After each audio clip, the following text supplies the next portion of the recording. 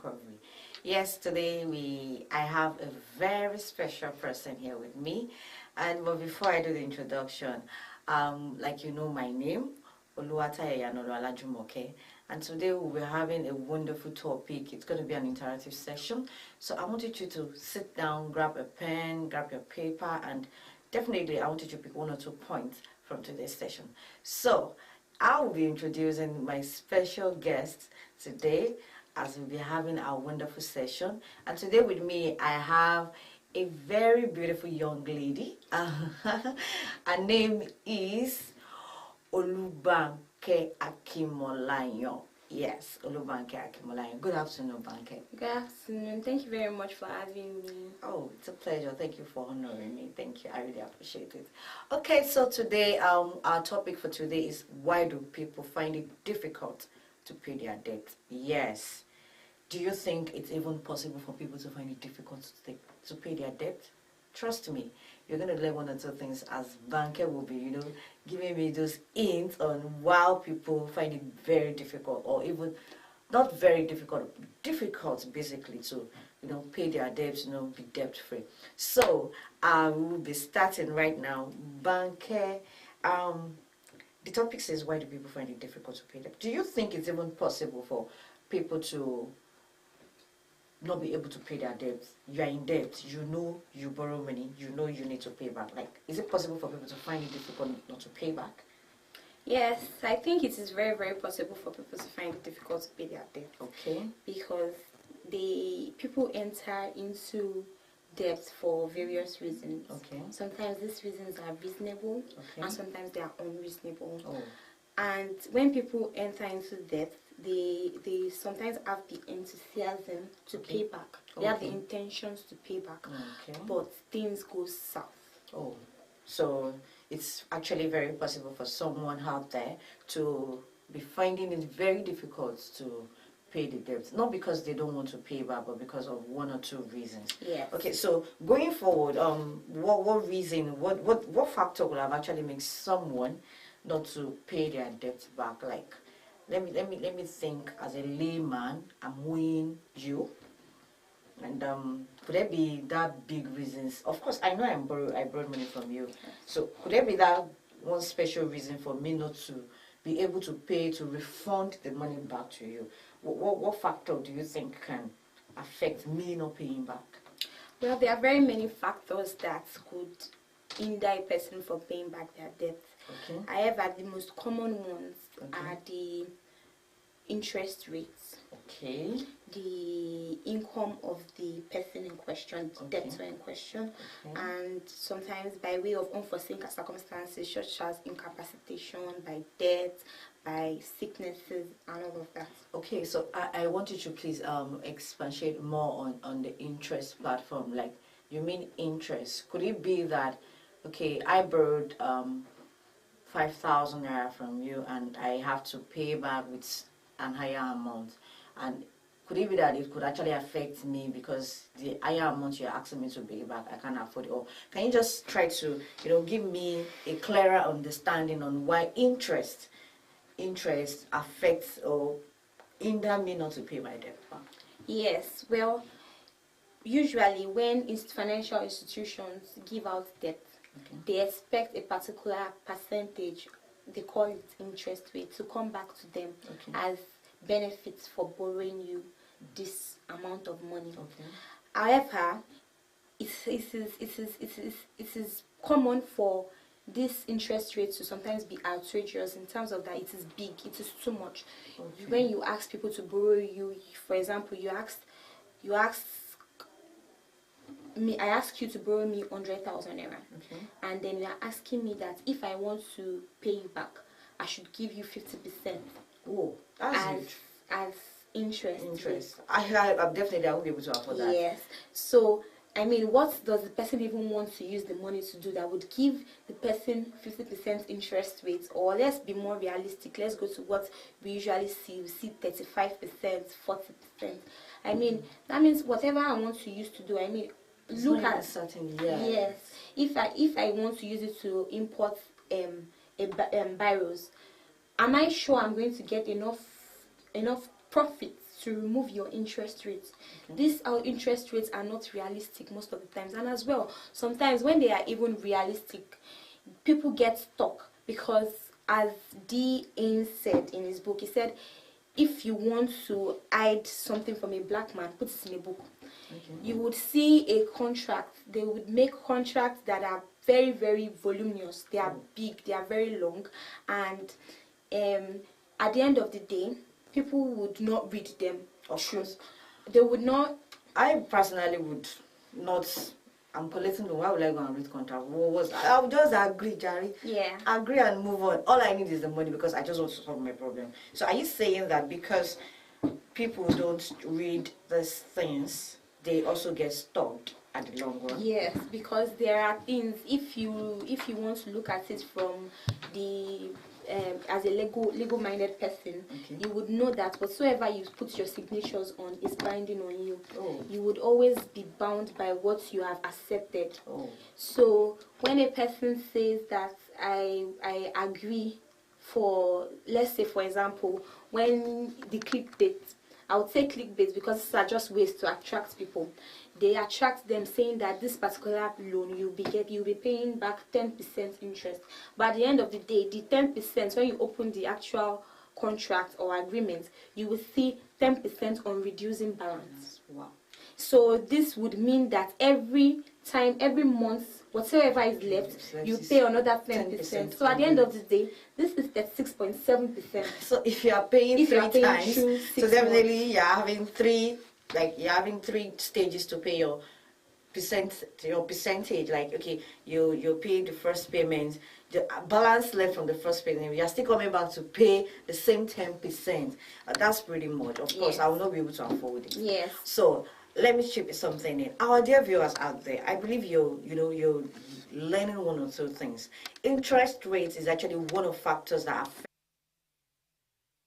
affect individuals that are in debt and they could not pay back. So if you're someone out there, you want to go into a loan or you're already in debt, you can, if you're already in debt, go back to the credit facilitators, the credit facilities. Definitely sit down, have a renegotiation with them, a loan structuring system with them.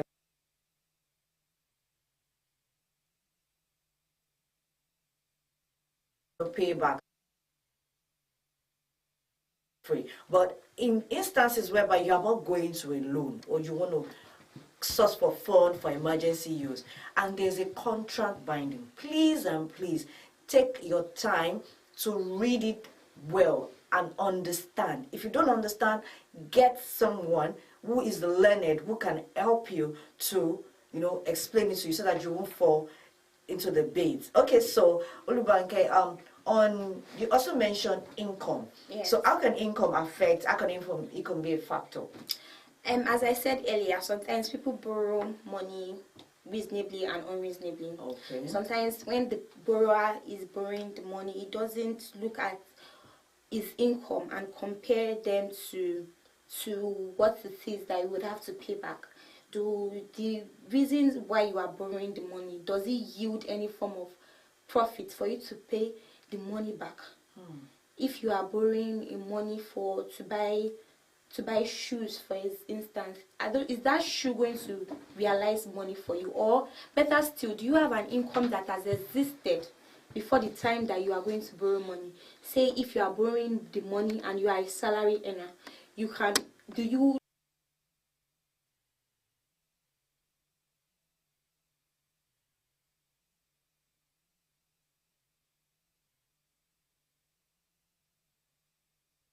for business,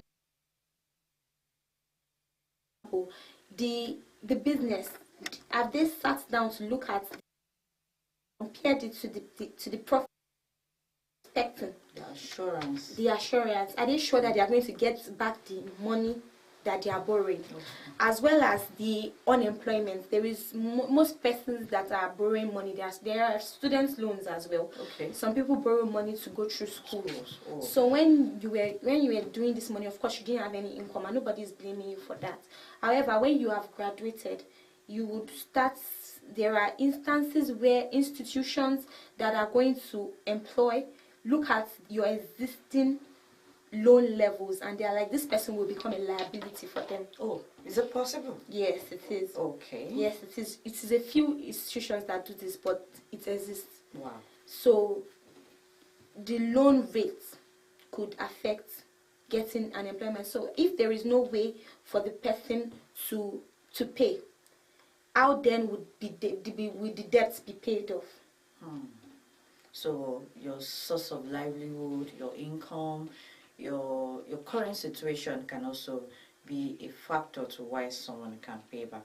Okay, so you also mentioned incapacitation. I think that was where you talked about sickness or death. Yes. Okay, so could there be a twist around that? Is it possible?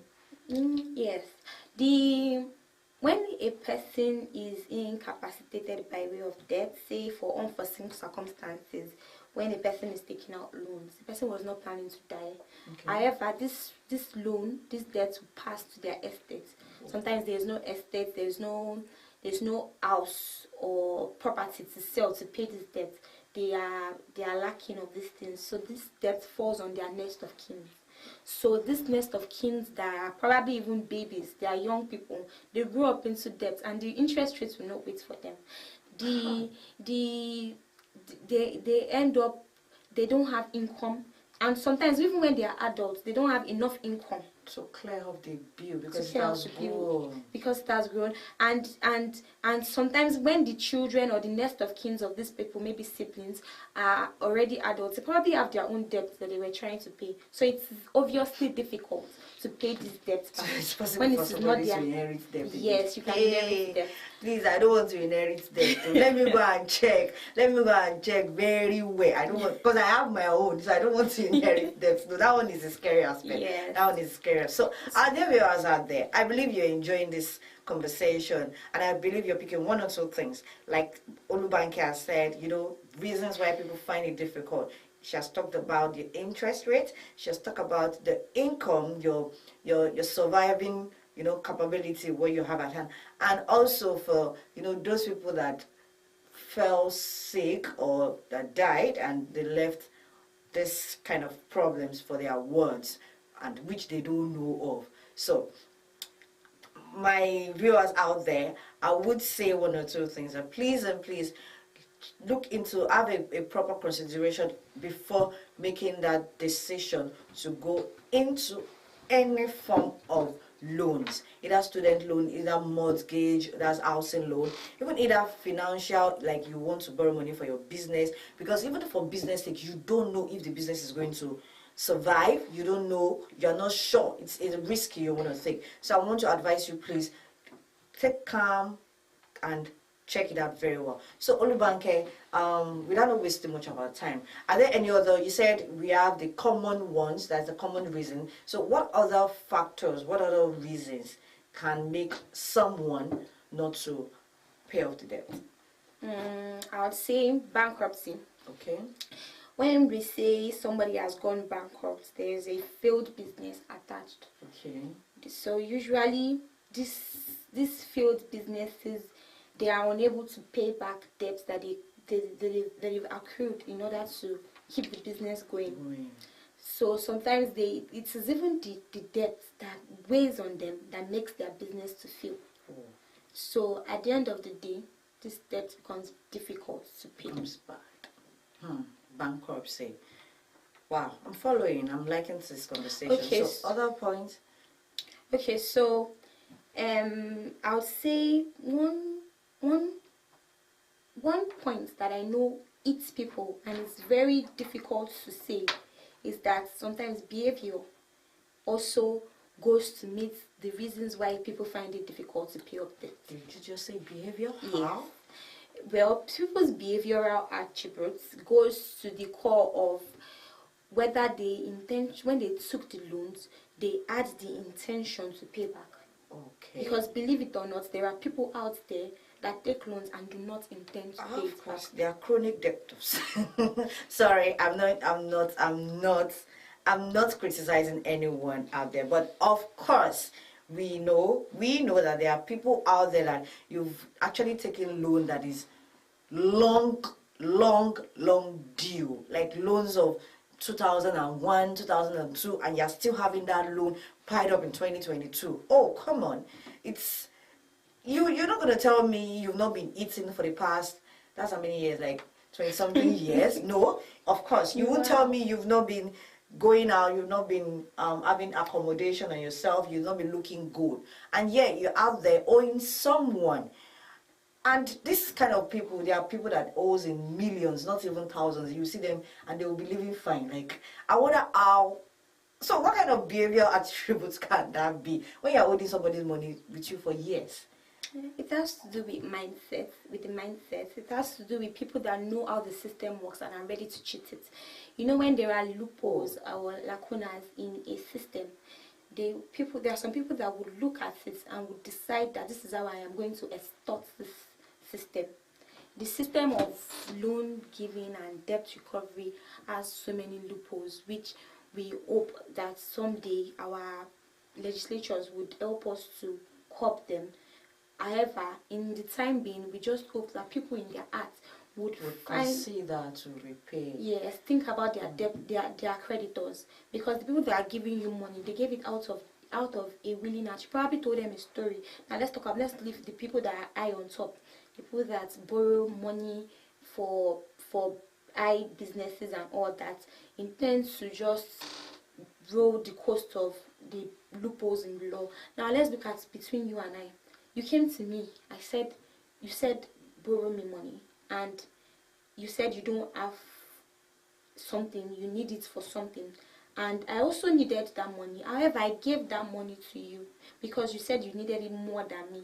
Now that was me losing something and giving it to you. Now you are gaining something, but then you should return it back to me because I also needed it. Even if I didn't need it, it is still my money.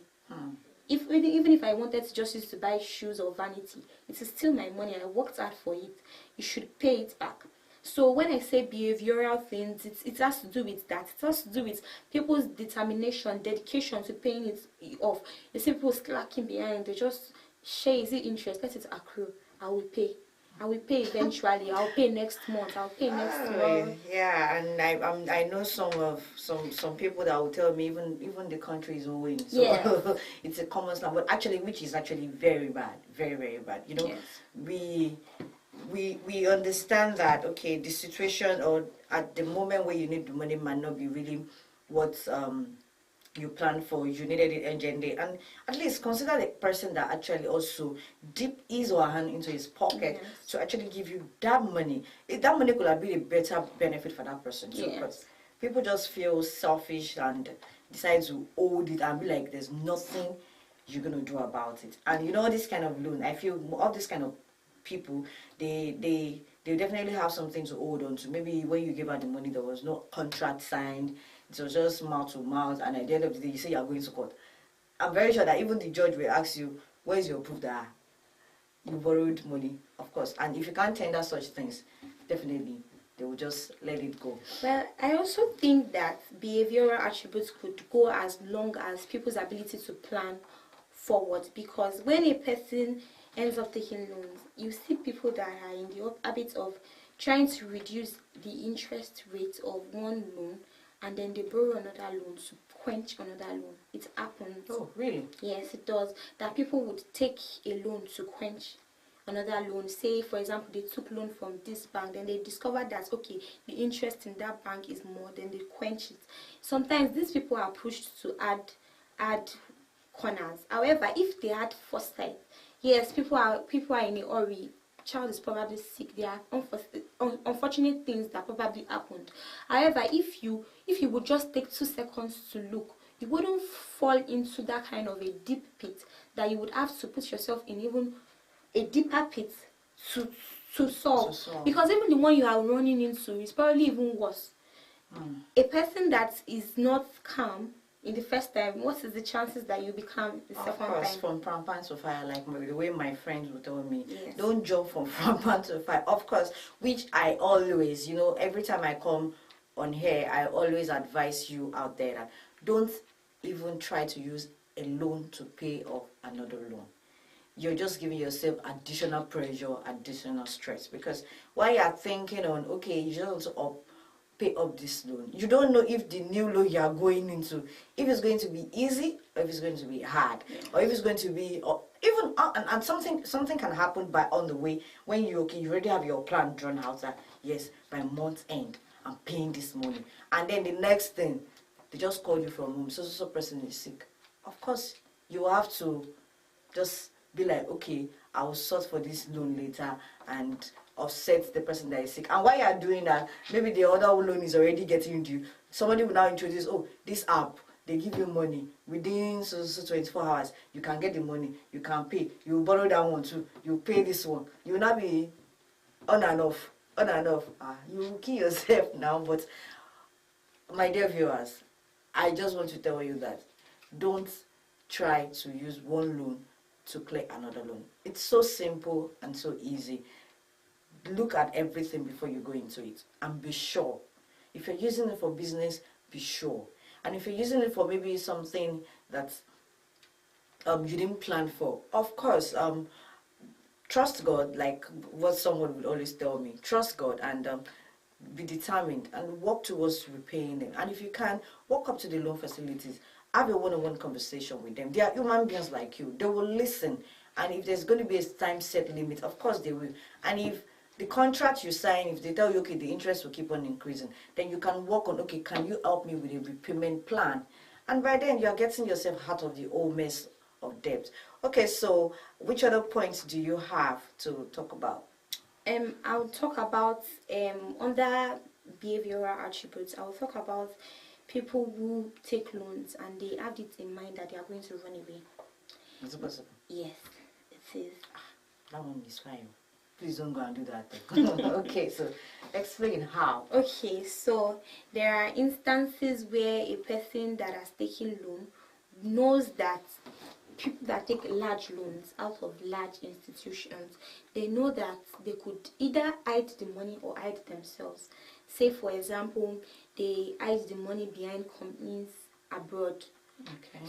So people need to understand that there are injunctions. For example, a Marieva injunction that might be ambiguous, but if you can seek legal advices, you would understand what this means. They would hide the loans behind what they would call paper companies.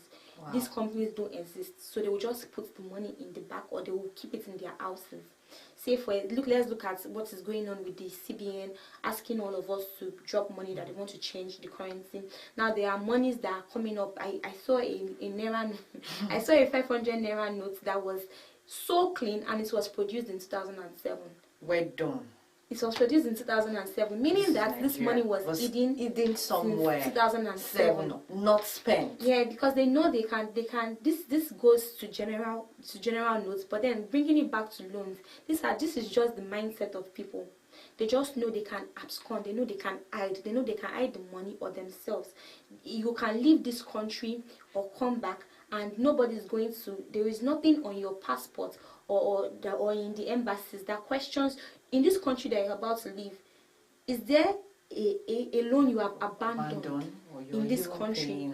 Are they looking for you for loan? They only ask, are they looking for you for crimes? But then I feel like if they included loans to it, we can yeah, it might be funny, but it's true. Even if they're not going to like arrest you because loan is a criminal wrong. I think I've seen it before that we've talked about that on this platform. Loan is a criminal wrong, civil wrong, and not a criminal wrong. They cannot hold you bound. However, there should be a form of, finally we see, let's draw a contract for the repayment of your loan or something. People just keep going and coming, and they have loans on them, and they're in Dubai enjoying their lives. So the money, those people that host the money are looking up and down. The recovery agents are finding you and yes, and there is also another instance where a person would borrow money and use the same, for example, a house as mortgage for different loans. Say, for example, you would borrow from, let's say there are 3 financial institutions. The 3 financial institutions will be using my house as a keja for as their mortgage, but they don't know each other, they don't know this. So my advice to financial institutions that this kind of person would definitely find it difficult to pay this debt because he has beaten more than he can swallow. So he is going to end up absconding in worst case scenario. Not So paying the money. The three so it's going to be a loss for the financial institution, and yes. it's not be a tug of war, 3 people fighting over one property. Yes, and at the end of the day, if the law steps in and says who owns this property, well, you'd be very funny to know the response. So I just hope that people, the banks could go ahead to register their mortgages, because it is a practice that financial institutions, whenever they leave houses as mortgage, although I will commend whenever they leave ships as mortgages, they always do due diligence. But whenever it is houses, they always rely on equity to come and tell them that, okay, you can take the house. But what if the person had used the house as security on another loan? What is going to happen? What is going to be the fate of this financial institution? Oh, okay. So, dear viewers, I hope you're enjoying this session. I hope you're picking 1 or 2 things. So, finally, before we end this session, today's session, there's another point I actually want Olubanke to please help me expatiate more on, and it just came to my mind that I also want to share, and that is blindly as a guarantor. Yes, I know people that you stand for people. My friend wants to borrow money. They want somebody that will stand from them, and you went ahead to go and stand, and your friend Jackpa, and they are now looking for you. You're in it. So, Banke, what's your own advice, or what's your own opinion on those that stand as guarantors? You know, it's also part of the reason why some people find it difficult to pay, because the money is not their money, it's not their debt. I feel like sometimes whenever people stand as guarantors, this all goes to inability to plan. When you know that you stood as a guarantor for more than 2 people, and then a third person is coming to you with tears in their eyes, just always imagine the worst case scenario. It's almost the same as whenever you stand as a guarantor for somebody, it's almost the same as though you yourself are taking the loan. So although you won't be spending it, but you could really pay back. You could really pay back. So you should always imagine the worst case scenario. Especially we Nigerians, we just keep saying that it will never be my portion. What if it is your portion? What if it is your portion? I feel we Nigerians, we are being positive minded. Yes. No, we don't like thinking the other side of the whole scenario. We don't feel somebody cannot run away. It's like, okay, it's like a short scenario of someone very close to me. What you're talking about actually happened to me. This is actually a true life story. Wow. They had a deal, so she stood for the lady as a guarantor. But before she stood for the lady, they agreed that, okay, when you collect the money in a cooperative society, you will give me, I think they said she will give you, is it 10% or 30% of the total money the cooperative is giving. So on the long run, it happened that the cooperative did handle over cash. They did check. So the lady collected the check. She went to cash out the money. And today, the other guarantor, the other lady that stood as a guarantor, she's still daydreaming, as I speak to you now, that the lady is still going to come and give her our own share of the money. And you know, when she told me, I just told her, I said, okay, the first thing I want to ask is, are you going to repay from this money? She was like, yes, but she wanted to use the money for business. I said, number 1, thank your stars. But don't take your stars too much, because if she doesn't pay, you will find the money. She was like, God will let her pay. I said, so you did know before you went to go and start as a guarantor? She was like, Shebi, you know, all these microfinance banks, that's practically what they do. And I told her, I said to him, just put your mind at rest and keep praying. Shebi, she didn't give you any money out of it. Since she didn't give you any money out of it, it's easy. So when she has to pay, she knows that she's paying all alone. So she was like, I said, yes, that's how it works. So I understand how this whole scenario works, whereby you borrow money and you stand as a guarantor, and then the person japa, then you're in soup. Or even if the person does not run away, the person is unable to pay. The people will hold you. Of course. Even some people fall for what's it called, fraud schemes, where people would come and they would deceitfully tell you, they would tell you things that are so good to be true. They will use your name to get money, to do investments, so many funny things. Wherever you are putting down your name and your signature, and it has to do with money. Money matter is a trickish matter. It's not trickish alone. It's something that needs to be. You really need to calm yourself. No matter how haughty you can be, you just need to keep calm so that you won't end up into that big problem that, so to some people it takes their life, because some people they get mentally sick, mentally derailed, and they go out of hand, trying to solve the problem. And money can bring shame, it can be embarrassment, especially when you're having debt. There was a time all these loan people were training that they will start sending messages to your number, so person contact is owing so company, is a fraud, is a thief, is a this. I think recently I have not been sending that message on my phone. I don't know, maybe of course it happened. A friend of mine, there was a time they actually sent it to me, and I actually know the person. I had to call the person. I was like, "Hi guy, how far now?" I said, so person sent me a message, you borrow money, they send your picture. The guy was asking me, "Show my picture fine." Guy, you are owing money. They are sending me that you are owing, you a fraudster. You are asking me if you have said, "Whoa, babe, as I did, I see they find money where I go carry my pikin go hospital." They follow me talk up. But at that long run, actually, I understand. And I was like, if not because he's my friend, and I know his capacity, I knows, okay, what he can do, I will have feel, so you two, the debtor. Let me say it in Yoruba for people that are there that understand. So and that kind of face, that Yoruba face that looks when they are attaching somebody to me, it can be very, very embarrassing. Oh, today's session was very interesting and very educative. So our viewers out there, I believe you'll be able to pick 1 or 2 points out there today. I believe you'll be able to learn from Olubanke. Yes, I did.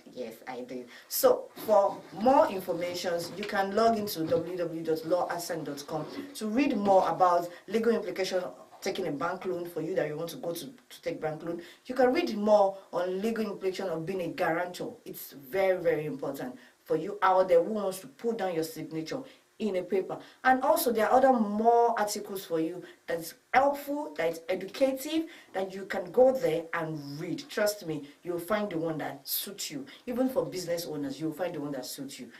It's right there and it's easy for you to access. So today we come to the end of this session. If you have any questions, any suggestions, any other comment, you can drop it on the comments box. We will read them. We'll get back to you. Out to my guest, again, thank you so much for coming. Thank you for having me. I really appreciate this session. I appreciate you today, and I hope I'll have more and more chats with you on my session. I will really appreciate that. So we call it, and we'll have to join the content for today. Do have a wonderful weekend. Bye. Bye.